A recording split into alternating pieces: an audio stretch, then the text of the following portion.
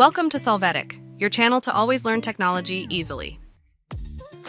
Below in the description, you will find useful links we used in this video.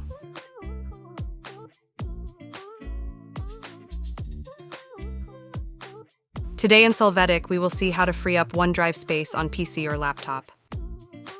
Open your OneDrive site in any browser from the link we leave you in the video description. You must go to the My Files section. After this, from Sort, select the descending option.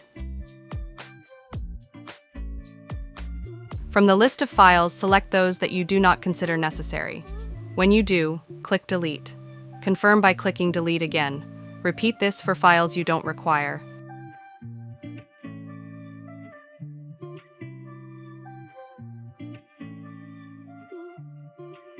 Finally, you must go to the Recycle Bin section.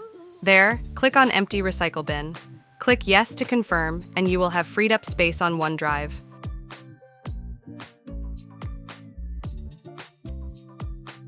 Hey, remember to subscribe Solvetic channel.